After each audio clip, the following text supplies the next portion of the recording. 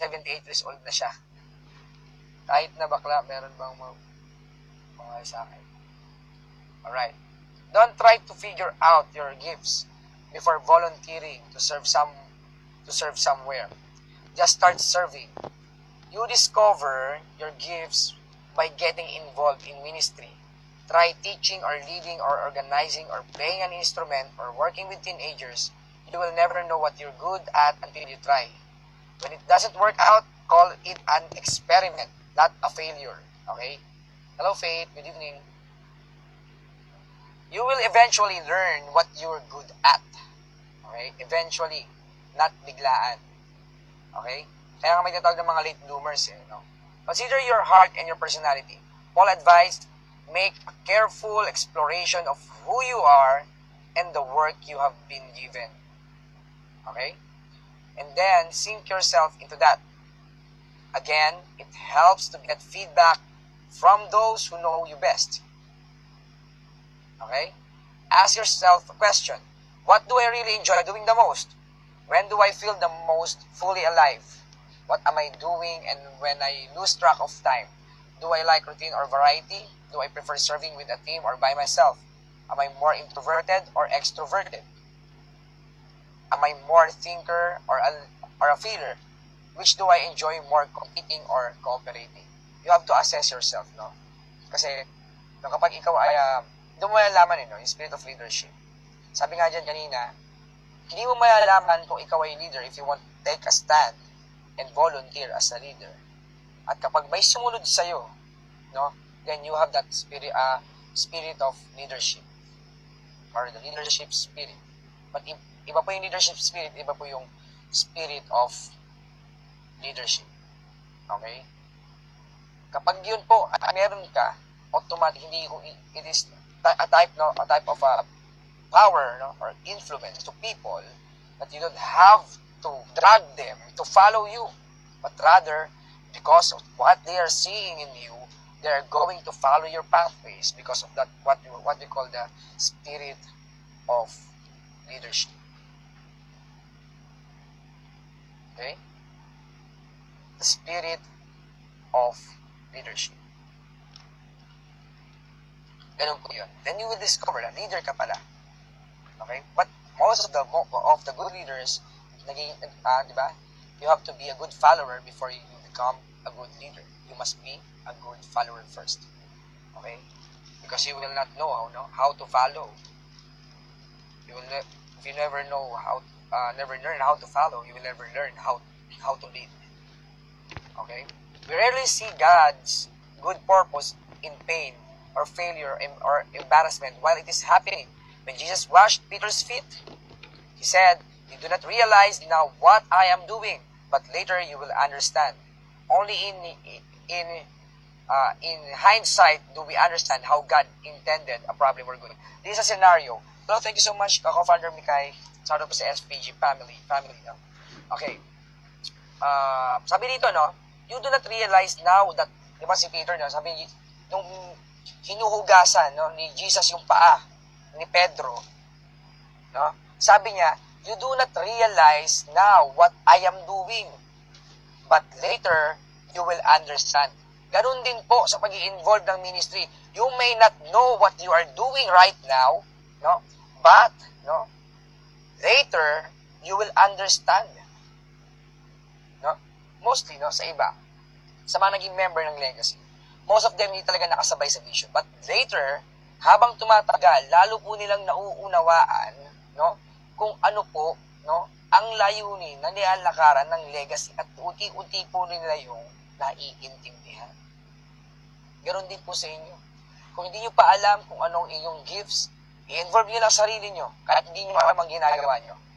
Because when you involve yourself there were leaders prepared to teach you something. They are going to influence you, no? They are going to encourage you.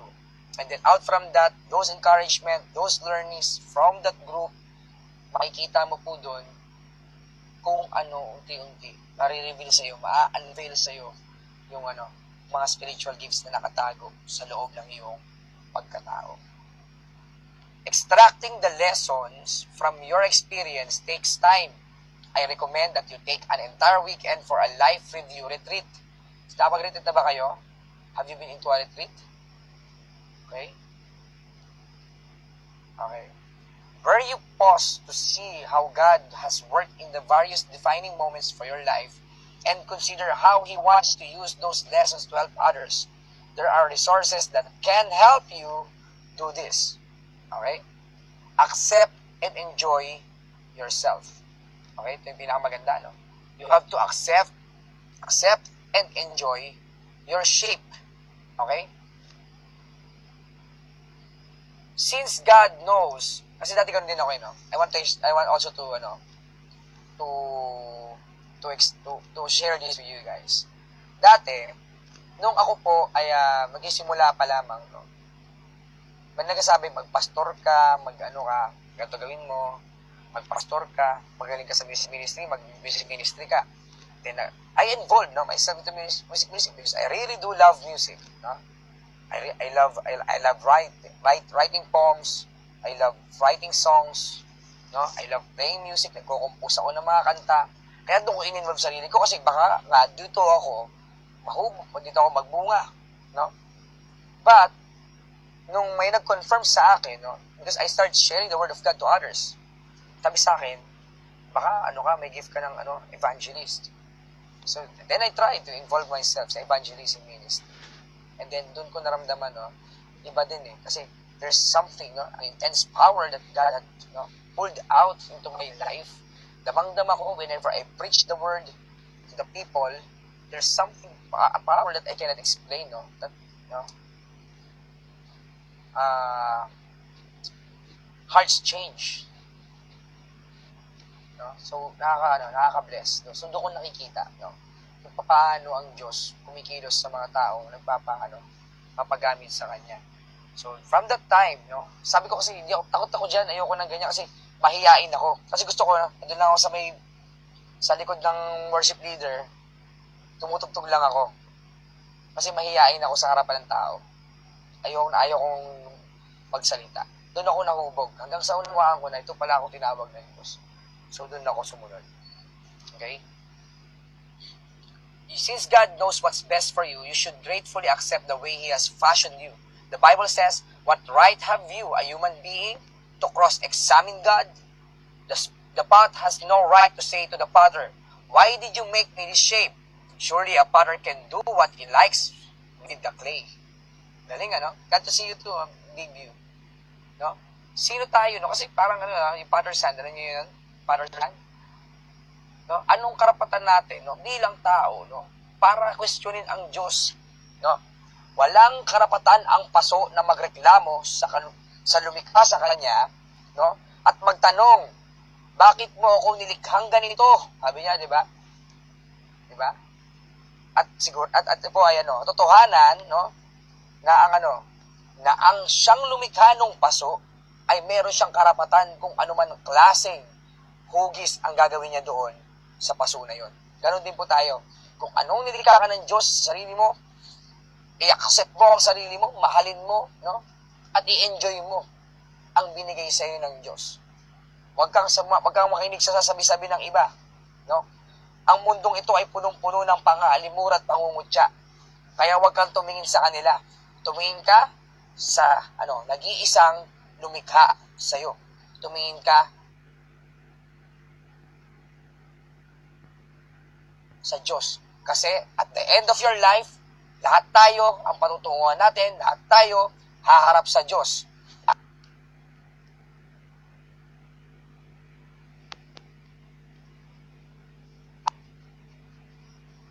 Ganun po yan. So, huwag kang matakot. Kahit sabihin pa na ikaw na ang pinakapangit sa mundo, huwag kang mahihiya. Alamin mo kung anong purpose ng Diyos sa buhay mo, yun ang pinakamahalaga. Huwag kang magpapasabi, no? Walang, no? Ang tao lang ang nakapagsalita ng ganyan, no? When God created man, wala siyang sinabi na ito pangit, ito maganda. Ang tao ang nagbigay ng definition kung ano ang pangit at maganda. Why? Because those are the lust of the eyes. Okay? At huwag pa kayo magpapadala dyan. Ganun po yun.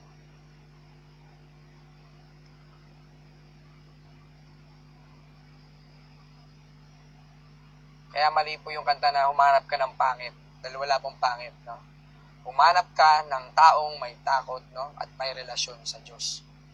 Yun ang hanapin mo. Huwag ka maghanap ng mayaman. Kasi ang yaman, nabubulok yan. Pero huwag ka namang maghanap ng tamad.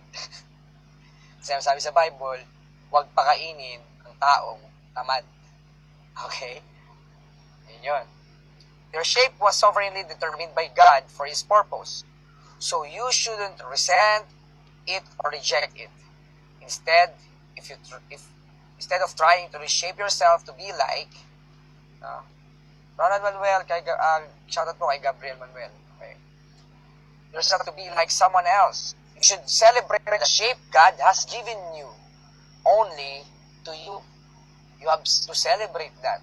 Alam mo bakit? Sabi na sa Revelations, pagdating ng araw, tayo sinundunan ng Diyos, no, sa kanyang kaharian, no, tayo ay mag-worship na lamang doon, 24 hours a day.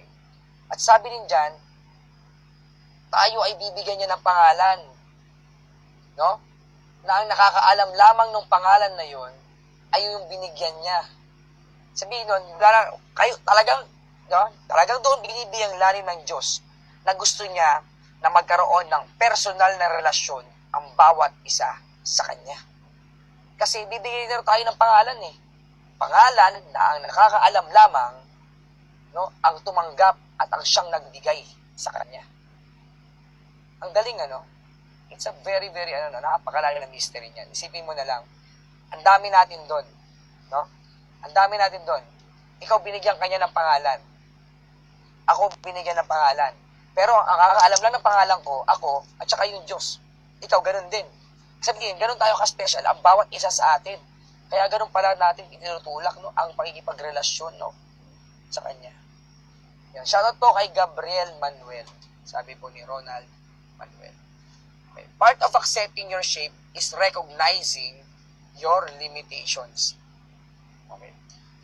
If you want to accept your shape, no, you have to recognize your limitations. Nobody is good at everything. You might be good on something, but you cannot be good at everything. Kasi ang good lang sa lahat ng bagay ay ang Diyos. Because He is perfect. Tayo hindi. No? Maaring magaling kang kumanta, pero hindi ka marunong sumayaw. Diba? Maaring kang sumayaw, pero magaling kang sumayaw, pero hindi ka magaling kumanta. No? Ganun yan. And no one is called to be everything. Okay? And also, no one is called to be everything. We all have defined roles. No? Paul understood that his calling was not to accomplish everything or please everyone, but to focus only on the particular ministry God shaped him. No? Kagaya ng kanyang pagkakatawag. No? Si Paul po ay tinawag para sa mga hintil. Si Paul po ay hindi tinawag para sa mga Israelita. Siya po ay apostle to the Gentiles. Apostol po si Apostol Pablo ay sa atin po siya. Tayo po mga Gentiles tayo eh. We are the Gentiles Christians. Kasi noong panahon na yon, may mga Christian Jews, no? But sa atin na naman ngayon, we are the Christian Gentiles po tayo. Okay? To be specific. Tayo po ay mga hentil. Tayo po ay mga naligtas, no, sa biyaya. No? Ayan. Okay. He said, sabi ni Paul, no, our goal is to stay within the boundaries of God's plan for us. Hindi tayo pwedeng mag-exceed. Hindi natin pwedeng paunahan ng Diyos. Kung diyan ka niya nilagay, diyan ka lang muna. No? Not until God says so, na ito na gawin mong susunod. Kung anong boundaries na nilagay sa ng Diyos, no? Diyan ka lang. Huwag mo siyang pangungunahan. The word boundaries refers to the fact that God assigns each of us a field or sphere of service. No? Sphere of service. Sabihin, kanya-kanya po tayo. Nandiyan ka lang nakakulong dyan sa sphere na yan. Kasi diyan ka magiging fruitful, diyan ka magiging effective, diyan ka magiging productive, diyan ka magiging powerful. No? Tool ng Diyos para sa kanyang purpose sa buhay mo. Your shape determines your specialty. When we try to overextend our ministry, reach beyond what God shaped for us, we experience stress. Kaya pala may mga leaders na nai-stress because they go beyond the limitations that God had given them kung saan dapat lamang sila kikilos. Okay? Ganun po yan. Just as each runner in a race is given a different lane to run, we must individually run with patience the particular race that God has set before us. Now, nakakita kayo sa sa oval, yung tumatakbo, di ba may kanya-kanya silang linya? Pag tayo tumakbo, sa takbo ng pananampalataya, ganoon din naman po yun. Huwag po tayong lalampas. Don't go beyond the line. Okay? Don't be envious of the runner in the lane next to you. Just focus finishing your race. No? Kasi nangyayari sa ministry, minsan nagkakaingitan eh. Bakit siya nandito? Bakit siya nandyan? No. Kung siyang ka muna pinagkalooban ng Diyos, kung nandyan ka, no? Diyan ka lang muna. Pagpasalamat mo yan. Lakaran mo na may katapatan. No? Ako gusto ko rin mag-lead eh. No? Hindi pa nga prepared eh. No? That's where there are leaders around you, no? Examining you, no? Pinag-aaralan ka, tinitingnan ng iyong mga galaw, pinag-aaralan ng iyong growth, kung karapat-dapat ka na bang mag-lead. No? Kasi baka mamaya, nag-lead ka bigla, nabigla ka, at bigla ka nga nag-lead, dahil nabigla ka, at na-burnout ka. Nakaramdam ka ng stress, napagod ka. Ayaw po ng Diyos na naglilingkod ka, na ikaw ay nasi-stress sa paglilingkod mo sa Kanya.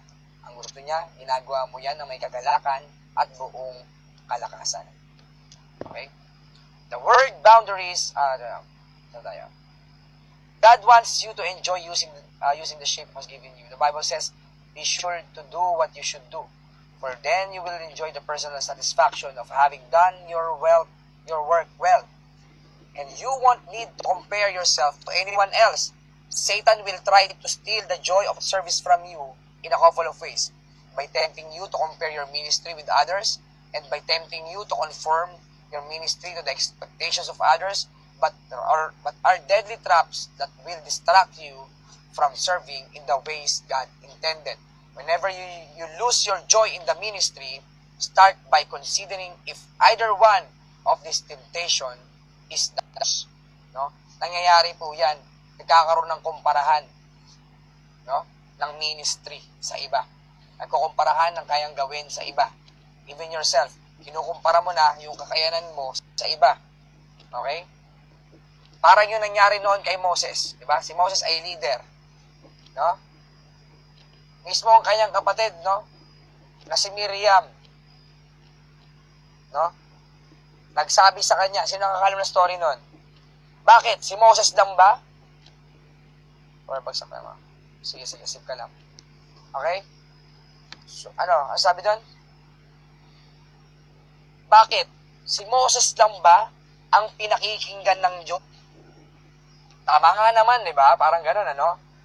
Baka tayo gano'n din magkaroon ng kaisipan eh. Bakit? Si Dr. Love ba? Si Dr. Love lang ba ang pinakikinggan ng Diyos? Let's take it. Yes, hindi po. But God does honor leadership. That's why sa amin po, sa Legacy, yan po ang aming ngayon na hello po, Iya. Yan po ang aming pinapanukala ngayon. Meron kami mga bagong panukala, no? Na para sa kaayusan, no? Isa sa hindi mo maiiwasan sa isang grupo o sa isang samahan, nagkakaroon ng iba't ibang mga usapin, no, na lumalabas. It's because it is normal sa kahit anong klaseng relasyon. No? Kahit anong relasyon, yan may isa leader, no, sa iyong mahal sa buhay, sa iyong partner sa buhay, no, sa iyong girlfriend, sa boyfriend, lahat po yan may mga complications na lumalabas, may mga circumstances. At kailangan na po dyan maayos na pamamalakad, no? Kaya po, ino-honor ng Diyos ang leadership because leadership is designed for, para po sa kaayusan ng lahat. Okay. Diba? Lahat tayo lang dito. Diba dito, lahat dito may grupo? Kagaya po nila, si Mikay, may grupo sila. So, meron silang grupo, meron din silang tinatawag na leadership. No? Bawat grupo ay may mga leadership and everyone, no, is, ikaw, a member, you have to honor leadership. Totoo po yan, ha? Kasi kung may heart ka that you are not honoring leadership, Tingnan mo yan. Kasi, you know what? Sa simpleng bagay, no, na pinagkatiwala ng Diyos, na leadership sa lupa, hindi mo na masunod. Paano pa, no, susundin ang leadership na makalangit? No? Ganun yun. So, you have to be very, very careful, no, with that. Kasi pag sumalansang ka na sa leadership mo, no, dito pa lang sa lupa, no, pinapakita mo sumasalang ka sa leadership. No, kaya sa mga Kristiyano, actually, we are not allowed. No? We are not allowed by God, no, na sumali sa mga union. Alam nyo ba yun? We are not allowed by God to join sa mga rally. Kasi sabi sa Bible, pray for the leaders, no? Sa mga namumuno sa inyo, sa mga may otoridad, sapagkat ang otoridad ay pinahintulutan ng Diyos. No? Gaano man kasama din, no, ating gobyerno, wala po tayong makukuhang kagandahan sa pagsalansang dito. Bakit? Kasi kung sila man po ay mga naging tiwali, lahat po ng kanilang ginagawa, lagi nating isipin na darating po ang araw na sa pagsawalang hanggan, ang lahat po ng kanilang ginawa at gagawin, nung sila ba ay nabubuhay, pagharap po sa Diyos, lahat po yan ay bibigyang sulit, no, nila. Kaya wag po kayong mabahalang sumunod at magpasakop. Pero Gary 16, no, brother, wag po kayong mabahalang magpasakop sa anumang leadership. Dahil sa gobyerno, we don't have to fight against the government. We have to pray for the government. Kasi kahit labanan mo yan, if you will not pray for them, na ang Diyos ang mag-convict sa kanila, paglagay sa kanilang puso ng tamang gagawin nila para mapawalakad ang ating bansa, doon lamang po magkakaroon ng tunay na pagbabago. Actually, by doing this, no, ginagawa natin, we can also be a part, no, ng growth ng nation natin. Kasi tayo mismo, dapat simulan natin sa sarili natin, yung pagbabago. Kasi if we don't know the reality, no, the fact, and the truth natin i-accept sa buhay natin, what would happen? No? What would happen? Mayroong doon pa lang, no, sirang-sira na. Omnipotent, He should know this and prevent it to happen. If God is omnipotent, He should know this and prevent it to happen. What do you want to know about that? No one can ever, no, question God. No? Whatsoever happening in this fallen world is because of us. We are the ones, we are the cause, no? And that's why we are also the reason why Jesus Christ died for us. Okay? You will find that people who do not understand your shape for ministry, wow, and try to get you to conform to what they think you should be doing. Ganun po yun. No? Ganun ang ginagawa nila, yung mga ibang tao. Gaya nito, tayo po ay nabangaral ng katotohanan. No? Na alam natin na mga bagay na ito ay mga pawang katotohanan. Later po, maybe kasi naglalag. Pawang, kaya po, may mga tao, no, na pumapasok minsan na gusto nila, tayo ang sumunod sa gusto nilang imigin mula sa atin. At yun po ang ayaw nila. Ang ayaw ng Diyos, no? Ang gusto ng Diyos, ipaalam natin sa mga tao, if your religion teach you not to question your deity, they are hiding something. If your religion teach you not to question your deity, they are hiding something. We are not questioning, no, the deity because we don't have to question it because God doesn't debate about His existence, but rather He already declared it. No? Because if you want to question the deity, wala na pong pinagkaiba ang puso mo kay Tanas nun. If you want to question God's deity, kasi wala, kaya nga tinawag siyang Diyos because no one could ever comprehend because He is the most supreme of all. One of the reasons Paul was used so greatly by God was that he refused to be distracted by criticism or by comparing his ministry with others or by being fruitless debates about his As John Bunyan said, if my life is fruitless, it doesn't matter who praises me. And if my life is fruitful, it doesn't matter who criticizes me. Ganun din po masasabi ko.